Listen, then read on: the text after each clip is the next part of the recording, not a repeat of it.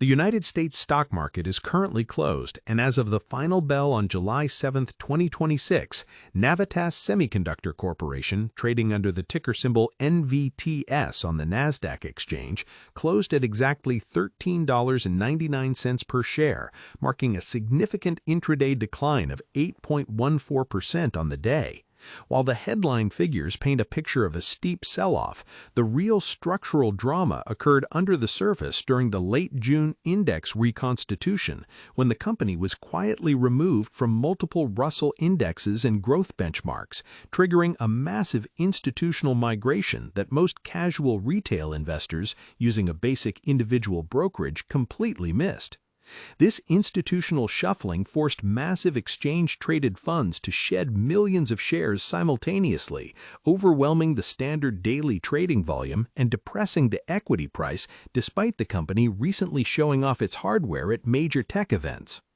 When you look at the broad market narrative, the standard expectation surrounding this asset is that it represents a direct, pure-play vehicle to capture the next generation of power electronics, especially as global power infrastructure experiences extreme strain from energy-hungry high-performance computing centers. Investors checking their portfolios on standard investing sites see a business that designs gallium nitride and silicon carbide power chips, which are significantly more efficient than legacy silicon, and they naturally assume that because power demands are skyrocketing, this company must automatically win. The expectation is a smooth upward trajectory fueled by secular growth in clean energy, electric vehicles, and heavy infrastructure. The reality, however, is a harsh lesson in microcap structural mechanics and structural cash burn that presents a completely different picture. The reality reveals an organization struggling with heavy customer concentration, systemic industry cyclicality within the electric vehicle and solar sectors, and significant dilution from a massive $625 million at-the-market stock offering.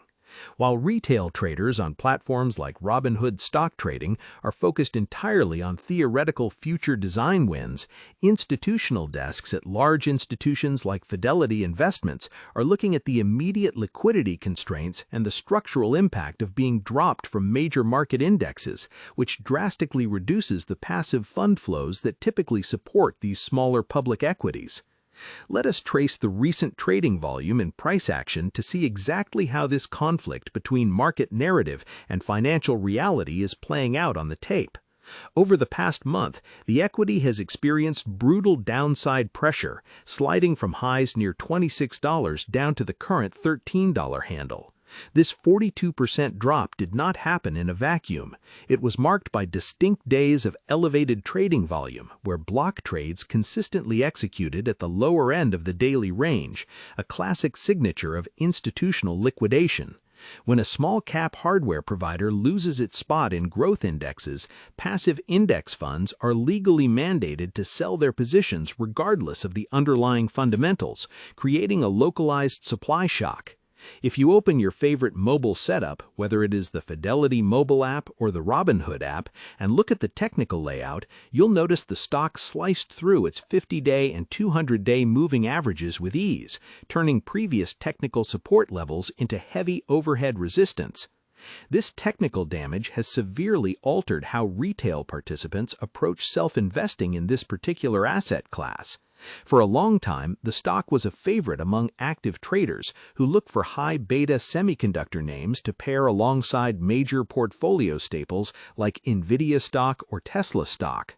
But when macro liquidity tightens, the capital flows that sustain these speculative names dry up rapidly, forcing investors to seek professional investment help or shift their assets toward automated platforms like Schwab Intelligent Portfolios or a managed intelligent portfolio that prioritizes cash-generating blue chips over non-profitable semiconductor designers.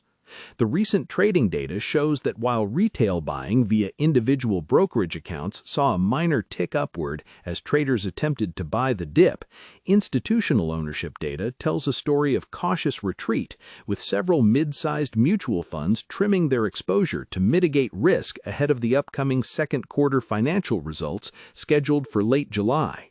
Comment below how many shares of Navitas Semiconductor you currently hold in your portfolio right now, or if you are avoiding the semiconductor hardware space altogether in this current market environment. To truly understand why the institutional community is reacting with such caution, we need to strip away the marketing layer and look at what this business actually does and how its fundamental business model is built. Navitas Semiconductor operates as a fabless chip company, meaning they design high-performance power semiconductors but rely on external foundries to physically manufacture the silicon wafers. Their primary technology focus centers on gallium nitride, often abbreviated as GaN, and silicon carbide, known as SiC. These materials allow power supplies to run cooler, switch faster, and occupy a much smaller physical footprint than traditional silicon components. They sell these specialized chips into consumer electronics, such as fast chargers for smartphones and laptops, as well as higher-margin industrial markets like electric vehicle onboard chargers, solar inverters, and data center power supply units. Historically, their past performance has been a mix of explosive revenue growth on a percentage basis paired with widening net losses. In their last official quarterly report for the first quarter of 2026, the company managed to post revenue of $8.6 million, which actually beat consensus analyst forecasts by roughly 5% and represented an 18% sequential increase. On that news, the stock initially surged over 27% as short-term traders celebrated the revenue beat. However, the expectations of a rapid turnaround were quickly blunted by the reality of the bottom line, where the company reported an earnings per share loss of 15 cents, missing broader profitability expectations. The deeper financial tables show a business that is spending heavily on research and development to build out its product catalog while simultaneously dealing with a broader cyclical slowdown across its core end markets. This brings us to the core tension that will dictate the future direction of this equity over the next 12 to 18 months. The positive future scenario relies on the company converting its extensive backlog of customer design wins into recognized recurring revenue.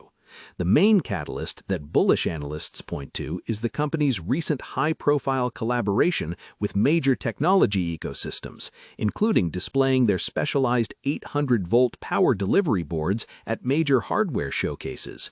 If these design wins translate into massive orders from Tier 1 server manufacturers who are desperately trying to optimize the power consumption of their facilities, the current revenue run rate could scale dramatically, validating the long-term thesis of self-investing bulls.